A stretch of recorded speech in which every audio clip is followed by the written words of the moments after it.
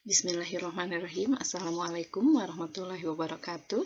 Senang sekali Bu bisa bertatap maya dalam pembelajaran fisika. Anak-anakku sekalian, semester yang kedua ini kita masih tetap melaksanakan pembelajaran jarak jauh, namun demikian tetap semangat. Kita sekolah tinggal beberapa bulan lagi untuk menghadapi US dan UTBK. Sukses semuanya, sukses yang membahagiakan dan yang dapat memuliakan dirimu dan orang tuamu. Anak-anakku sekalian, pada perjumpaan pertama kali ini, Ibu akan mencoba memberikan informasi mengenai materi yang akan kita pelajari di semester yang kedua. Ya. Materi yang kita akan pelajari, kita pahami, dan insya Allah mudah-mudahan bermanfaat bagi kehidupan kita, yaitu yang pertama mengenai radiasi elektromagnetik, dan yang kedua adalah mengenai fisika inti. Nah, pada pertemuan kali ini kita akan bahas mengenai radiasi elektromagnetik ya. Coba kita perhatikan bagaimana atau apa yang akan kita pelajari di materi radiasi elektromagnetik ini. Ada dua gambar yang Ibu berikan. Silakan kalian amati kedua fenomena alam ini. Ya, kalian coba diskusikan atau cari tahu kira-kira gambar ini mengenai peristiwa apa. Yang jelas ini terjadi dalam kehidupan sehari-hari. Dan kedua gambar ini mewakili materi gelombang elektromagnetik. Ya, yang pertama itu nanti dikaitkan bagaimana radiasi gelombang elektromagnetik atau radiasi elektromagnetik ini bisa melihat apa yang ada di dalam kepala kita, apa yang terjadi dengan otak kita. Di gambar yang kedua, kita akan bisa melihat ada satu tampilan cahaya yang menarik di langit kita. Tentunya ini adalah fenomena yang berkaitan dengan cahaya. Yuk, kita akan coba lihat dulu apa yang akan kita capai di pembelajaran mengenai radiasi elektromagnetik ini. Tujuan pembelajarannya yaitu melalui langkah model pembelajaran Discovery Learning dengan menggali informasi dari berbagai sumber belajar, diharapkan peserta didik dapat menganalisis fenomena radiasi elektromagnetik termasuk cahaya, pemanfaatannya dalam teknologi, dan dampaknya pada kehidupan, serta mempresentasikan manfaat dan dampak radiasi elektromagnetik termasuk cahaya pada kehidupan sehari-hari dengan menanamkan sikap ingin tahu, teliti, jujur, dan disiplin. Nah ya, itu adalah tujuan pembelajaran kita pada pertemuan kali ini ya. Kita akan coba mempelajari mengenai radiasi elektromagnetik ini dengan menggali berbagai informasi tentunya. Dan nanti kalian harus mempresentasikan manfaat dan dampak radiasi elektromagnetik yang juga di dalamnya termasuk cahaya dalam kehidupan sehari-hari. Oke, anak-anakku sekalian, kita akan coba melihat seperti apa radiasi elektromagnetik tersebut. Nah, untuk mengetahui materinya, silahkan kalian coba link dari presi.com ini. Ya, link ini Ibu menggunakan punya rekan, ya, sesama pengguna Prezi, dan silahkan kalian pelajari. Ibu beri waktu nanti selama 10 menit. Setelah itu, kalian harus bisa membuat sebuah kesimpulan. Minimal kalian bisa membuat peta konsepnya. Ya, lamannya nanti Ibu akan share di grup WA. Oke, anak-anakku sekalian, kita lanjutkan ya. Nah, Ibu berikan ada 3 contoh soal yang berkaitan dengan radiasi elektromagnetik. Ya, contoh yang pertama yaitu mengenai berapa panjang gelombang yang bersesuaian dengan energi radiasi maksimum suatu benda yang bersuhu 57 derajat Celcius. Ya, dan kita akan coba bahas yang pertama, yaitu kita dari soal itu diketahui suhu mutlaknya adalah 57 derajat Celcius. Dan kita ubah ke dalam Kelvin dengan menambah 273 sehingga suhu mutlaknya menjadi 330 Kelvin. Oke, dan kita menggunakan tetapan pergeseran Wien yang besarnya yaitu 2,90 kali 10 pangkat min 3 meter Kelvin.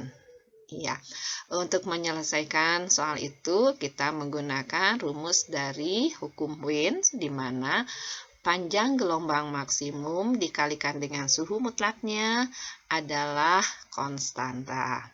Dan di sini ditanyakan berapa panjang gelombangnya sehingga kita cari lambda maksimumnya sama dengan C dibagi dengan T. C-nya adalah tetapan pergeseran Wien yang besarnya 2,90 kali 10 pangkat min 3 dibagi dengan 330 sehingga hasilnya adalah 8,8 kali 10 pangkat min 6 meter. Anak-anakku sekalian, untuk yang soal ini silahkan kalian coba cari tahu mengenai pergeseran Wien. Ya, mengenai pergeseran Wien atau juga mengenai hukum pergeseran Wien. Ya, mengapa di sini ada lambda maksimum? Nah, ini nanti kalian bisa melihat satu fenomena yaitu ketika kalian melihat tukang las. Tukang las itu akan membuat ujung batang lasnya itu terlihat warnanya ketika dipanaskan itu mulai dari warna merah dan akhirnya menjadi warna putih. Sehingga di sana akan terjadi pergeseran panjang gelombang dari warna merah ke warna putih. Dan menurut Wien bahwa panjang gelombang yang dikeluarkan oleh alat las tadi ternyata berkaitan dengan suhunya. Ya, suhunya tinggi pasti warnanya putih dan panjang gelombangnya pendek gitu ya, sehingga panjang gelombang dengan suhunya berbanding terbalik. Oke ya, supaya lebih jelasnya silahkan kalian cari tahu mengenai hukum pergeseran Wien. Oke ya, mudah-mudahan bisa difahami. Dan kita lihat contoh soal yang kedua. Ini masih berkaitan dengan yang tadi ya. Hanya dengan tampilan soalnya adalah pilihan ganda. Ya, soalnya pilihan ganda dan tetapan Wien-nya tidak 2,9 tapi 2,898 kali 10 pangkat min 3. Sama sih pengerjaannya ya, sama seperti tadi, hanya ini bentuknya adalah pilihan ganda ya. Cara menyelesaikannya ya seperti ini di sana ya, hanya suhunya 37 derajat Celcius sehingga menjadi 310 Kelvin. Di sini suhunya harus Kelvin ya, suhunya suhu Kelvin dalam Kelvin. Jadi kalau diketahuinya dalam Celcius itu harus diubah menjadi Kelvin dengan menambahkan 273. Ya, mudah-mudahan dengan dua contoh soal ini kalian mampu memahami mengenai salah satu gejala dari radiasi elektromagnetik yang diterapkan pada pergeseran Wien. Ya, nanti kita akan coba bahas lebih lanjut lagi. Ya, nah ini Soal berikutnya adalah ketika kita melihat ini adalah spektrum gelombang elektromagnetik. Ya, di saat kalian belajar dari frezi, kalian akan belajar mengenai spektrum gelombang elektromagnetik. Artinya, gelombang elektromagnetik itu terdiri dari beberapa spektrum gelombang ya. Dan spektrum gelombang ini bisa kita tampilkan dalam gambar ini berdasarkan panjang gelombangnya.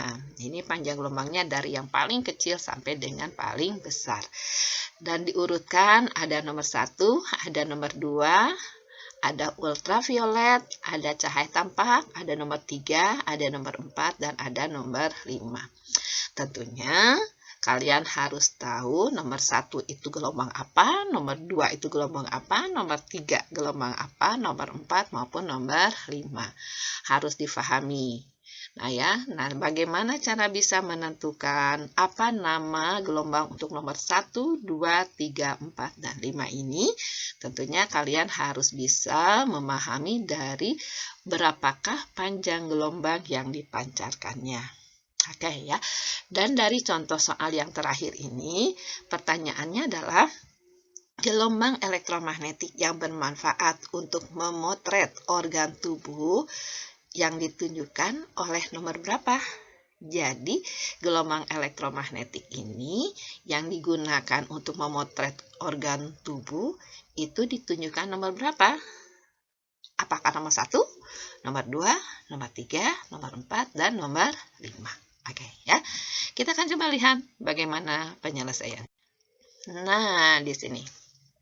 Oke, tadi Ibu katakan bahwa gambar di atas menunjukkan spektrum gelombang elektromagnetik dengan panjang gelombang dari yang terpendek sampai dengan terpanjang atau dari frekuensi terendah ke frekuensi yang tertinggi harusnya ya. Itu maaf, ada kesalahan di sana ya. Artinya urutan spektrum berdasarkan gambar di atas adalah dari panjang gelombang terpendek berarti frekuensi tertinggi. Jadi sekali lagi jangan sampai salah ya, bukan dari frekuensi terendah tapi dari frekuensi tertinggi. Oke, sekali lagi, maka urutannya itu mulai dari sinar gamma, sinar X, ultraviolet, cahaya tampak, inframerah, gelombang mikro, dan gelombang radio. Dan kita harus ingat bahwa gelombang elektromagnetik yang dapat digunakan untuk memotret organ tubuh kita adalah sinar X. Nah, di sini dari gambaran mengenai urutan ini, maka sinar X ini setelah sinar gamma. Ya, kalau nomor 1 sinar gamma, maka sinar X adalah nomor 2. Jadi jawabannya adalah nomor 2, yaitu gelombang elektromagnetik yang dapat digunakan untuk memotret organ tubuh kita. Oke, anak-anakku sekalian, tidak banyak yang akan Ibu sampaikan di sini ya. Mudah-mudahan bermanfaat. Tentunya yang sedikit ini, yang pendek ini harus diperjelas ya, harus diperdalam dengan cara kalian cari tahu lebih banyak mengenai radiasi gelombang elektromagnetik. Oke, anak-anakku sekalian, itulah yang Bapak Ibu sampaikan dalam materi radiasi elektromagnetik ini. Terima kasih atas segala perhatiannya. Terima kasih kalian membersamai Ibu dalam pembelajaran fisika kali ini. Hatur nuhun kasadayana. Assalamualaikum warahmatullahi wabarakatuh. Selamat belajar.